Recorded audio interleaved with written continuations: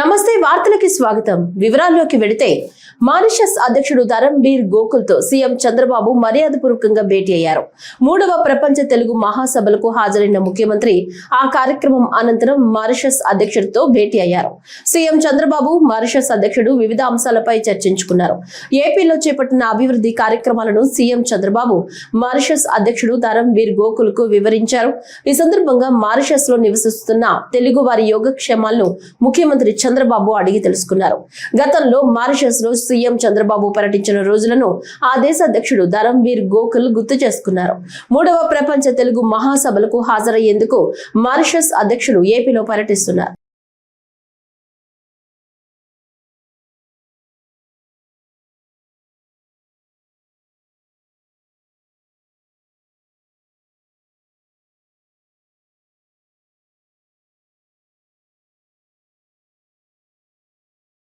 కేంద్ర ప్రభుత్వం తగ్గించిన జీఎస్టీపై రాష్ట్ర వ్యాప్తంగా పూర్తిస్థాయి అవగాహన కల్పిస్తామన్నారు Visakha zone customs and central tax commissioner Anand Kumar. తిరుపతిలోని వెనుకబడిన తరగతుల కళాశాల బాలికల వసతి గృహంలో స్వచ్ఛ భారత్ అభియాన్ నిధుల కింద RO plant, vending machines, mosquito nets ను కమిషనర్ ఈ రోజు అందజేశారు. ఈ సందర్భంగా Visakha zone customs and central tax commissioner Anand Kumar మాట్లాడుతూ గతంలో 1,30,000 మంది మాత్రమే జీఎస్టీని కట్టేవారని, ప్రధాని మోడీ పిలుపుతో 1,70,00,000 మందికి పైగా జీఎస్టీని ప్రస్తుతం కడుతున్నారని పేర్కొన్నారు. జీఎస్టీని అందరూ సక్రమంగా చెల్లించడం ద్వారా పన్ను శాతం తగ్గడంతో పాటు దేశాభివృద్ధికి దోహదపడుతుందన్నారు. పన్ను కట్టే వాళ్ళ సంఖ్య పెరుగుతున్న కొద్దీ ఆదాయం ప్రభుత్వానికి పెరుగుతున్న కొద్దీ పన్ను రేట్లు తగ్గించడం జరిగింది. ఇప్పుడు మొత్తంగా మనకి ఇంటర్నేషనల్, మీకు తెలుసు, అంతర్జాతీయ స్థాయిలో మరి వ్యాపారం చేసుకోవడానికి కొన్ని ఆంక్షలు ఉన్నాయి.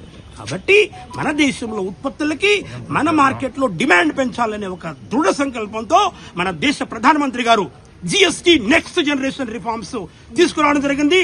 రెడ్ ఫోర్ట్ మీద August 15న ప్రైమ్ మినిస్టర్ అనౌన్స్ చేస్తే సెప్టెంబర్ కల్లా మన మేడం నిర్మలా సీతారామన్ గారు, మన తెలుగింటి ఆడబిడ్డ, అంటే మన తెలుగు మనకి కూడలని చెప్పుకుంటారు మేడం, మరి ఆమె సెప్టెంబర్ నెలలోనే దాన్ని ఒక చట్ట రూపంలో కౌన్సిల్లో 29 రాష్ట్రాలు 2 మరి కేంద్ర పాలిత ప్రాంతాలు ఉన్నటువంటి కోఆపరేటివ్ ఫెడరలిజం లో డెసిషన్స్ ఫాస్ట్ గా తీసుకుని దివాళీకి అని చెప్తే దసరాకే జిఎస్టీ నెక్స్ట్ జనరేషన్ రిఫార్మ్స్ తీసుకొచ్చారని మీకు తెలియజేయడానికి నేను సంతోషిస్తాను. రైతులు, పేదలు, మధ్యతరగతి ప్రజలు అధిక విద్యుత్ బిల్లులతో ఆర్థికంగా నష్టపోవడంతో ముఖ్యమంత్రి చంద్రబాబు నాయుడు విద్యుత్ ఛార్జీల తగ్గింపుపై కీలక నిర్ణయం తీసుకున్నారని ఎమ్మెల్సీ కంచర్ల శ్రీకాంత్ తెలిపారు. కుప్పం నియోజకవర్గం తెలుగుదేశం పార్టీ కార్యాలయంలో జరిగిన విలేకరుల సమావేశంలో ఆయన మాట్లాడుతూ గత ప్రభుత్వాల హయాంలో పెరిగిన విద్యుత్ ఛార్జీల వల్ల ప్రజలు తీవ్ర ఇబ్బందులు ఎదుర్కొనగా వాటికి ముగింపు పలుకుతూ కూటమి ప్రభుత్వం ఛార్జీల తగ్గింపును అమలు చేసిందన్నారు. కేంద్ర ప్రభుత్వం అమలు చేస్తున్న సూర్యఘర్ యోజన, పిఎం కుసుమ్ పథకాలను రాష్ట్ర ప్రభుత్వం సమర్థవంతంగా అమలు చేస్తోందన్నారు. ఇప్పటికే కుప్పంలో ఎస్సీ వర్గానికి 100% అమలు చేశామన్నారు. విద్యుత్ ఛార్జీలు తగ్గింపు వల్ల ఆక్వా రైతాంగానికి ఎంతో ప్రయోజనం కలుగుతుందన్నారు.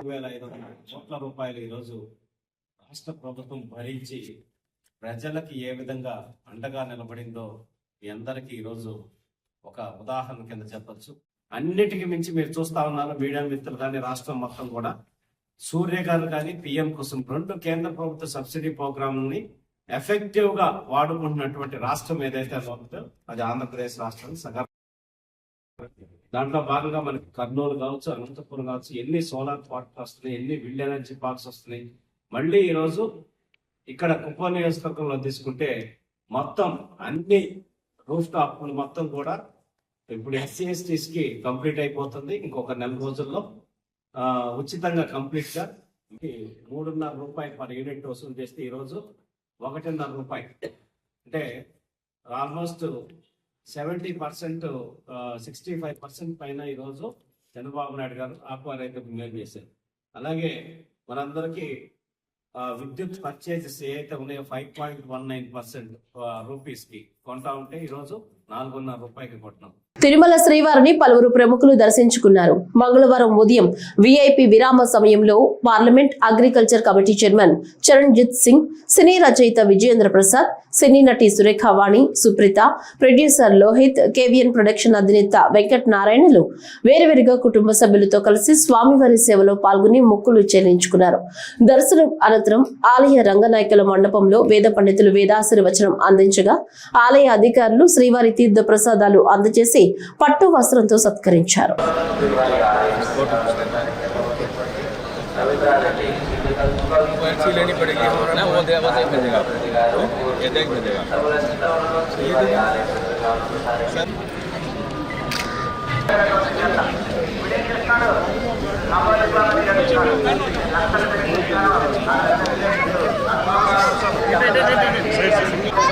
స్ట్రైట్ గా తీరా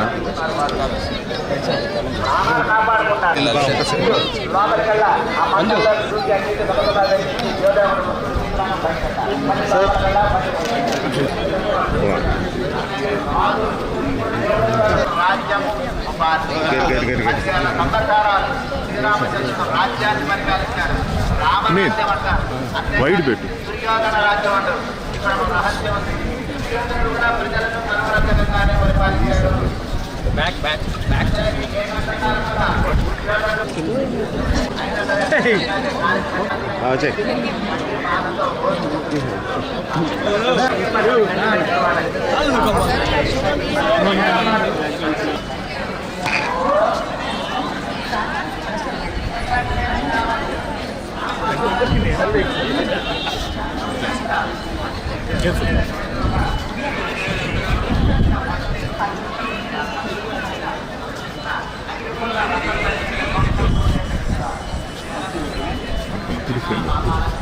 కృష్ణా గోదావరి బేసిన్లోని డాక్టర్ బిఆర్ అంబేద్కర్ కోనసీమ జిల్లా మలికిపురం మండలం ఇరుసమండ గ్రామంలో ఓఎన్జీసీ మోరీ 5 బావిలో రీడ్రిల్లింగ్ సందర్భంగా తలెత్తిన బ్లో అవుట్ కొనసాగుతుంది.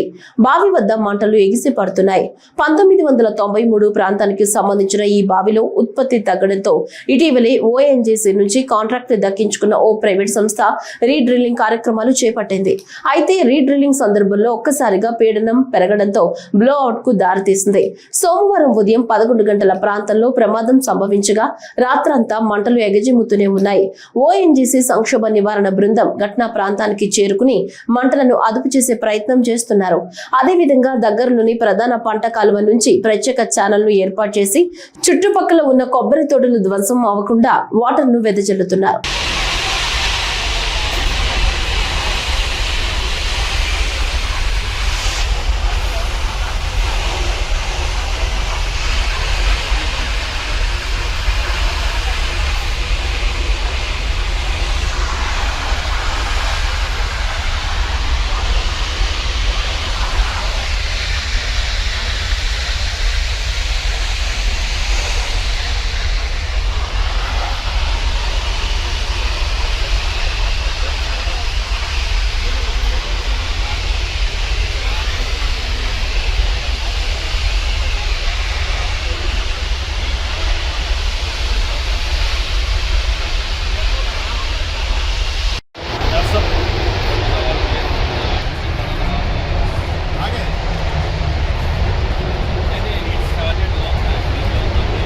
బాపట్ల పట్టణంలో మహనీయుల విగ్రహాల పునరుద్ధరణకు చర్యలు ప్రారంభమయ్యాయి. గతంలో రోడ్ల విస్తీర్ణం కోసం తొలగించిన విగ్రహాలను తిరిగి పునరుద్ధరించాల్సిందేనని బాపట్ల ఎమ్మెల్యే వేగేసిన నరేంద్ర వర్మరాజు స్పష్టం చేశారు. ఈ నేపథ్యంలో బాపట్ల పట్టణంలోని గడియార స్తంభం ప్రాంతం, పాత బస్టాండ్, చిల్లూరు రోడ్డు ప్రాంతాల్లో ఏర్పాటు చేయనున్న మహనీయుల విగ్రహాల స్థలాలను అధికారులతో కలిసి ఎమ్మెల్యే మంగళవారం పరిశీలించారు. ఈ కార్యక్రమంలో మున్సిపల్ కమిషనర్ రఘునాథ్ రెడ్డి, పట్టణ తెలుగుదేశం పార్టీ అధ్యక్షులు గొల్లపల్లి శ్రీను తదితరులు పాల్గొన్నారు. మహనీయుల విగ్రహాల ఏర్పాటు ద్వారా యువతకు స్ఫూర్తి కలుగుతుందని, పట్టణానికి మరింత గౌరవం పెరుగుతుందని ఎమ్మెల్యే తెలిపారు.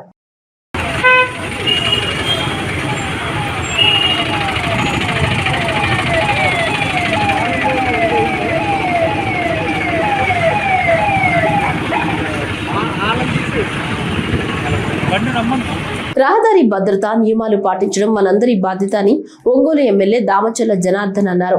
37వ రహదారి భద్రతా మాసోత్సవాల్లో భాగంగా మంగళవారం ఒంగోలులో అవగాహన ర్యాలీ నిర్వహించారు. ఒంగోలులోని కలెక్టర్ కార్యాలయం వద్ద MLA Janardhan, joint collector R Gopalakrishna, Ongole mayor Gangada సుజాతలు జెండా ఊపి ర్యాలీని ప్రారంభించారు. కలెక్టర్ కార్యాలయం వద్ద ప్రారంభమైన ర్యాలీ మినీ స్టేడియం వరకు సాగింది. ఈ సందర్భంగా మాట్లాడుతూ రహదారి నిబంధనలు మన భద్రత కోసమే అని, ఈ విషయాన్ని అందరూ గుర్తించాలన్నారు. ద్విచక్ర వాహనదారులు తప్పనిసరిగా హెల్మెట్ ధరించాలని, మద్యం సేవించి వాహనాలు నడపరాదని సూచించారు.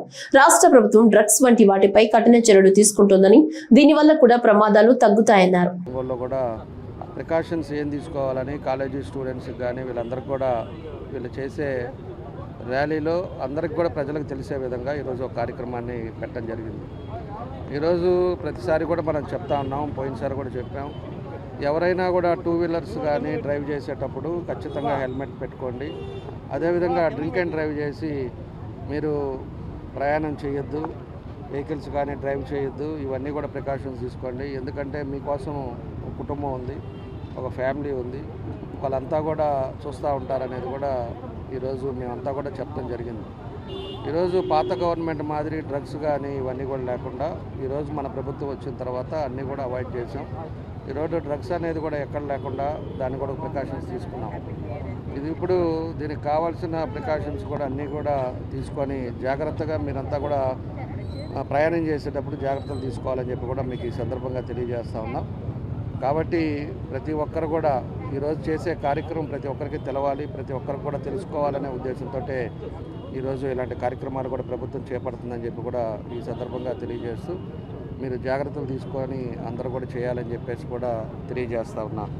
దానికి కూడా శిక్షణతో భద్రత, సాంకేతికత ద్వారా పరివర్తన అని చెప్పేసి కూడా దీనికి ఒక క్యాప్షన్ కూడా పెట్టి ఈరోజు ప్రజల్లోకి తీసుకెళ్ళడం కూడా రాష్ట్ర ప్రభుత్వం చేపడుతుందని చెప్పేసి కూడా తెలియజేస్తూ మన జేసీ గారు, అదేవిధంగా మా మేయర్ గారు, అదేవిధంగా అందరూ కూడా తెలియపరిచేది ఒకటే, అందరం మనం జాగ్రత్తలు తీసుకోవాలని చెప్పేసి తెలియజేస్తాం.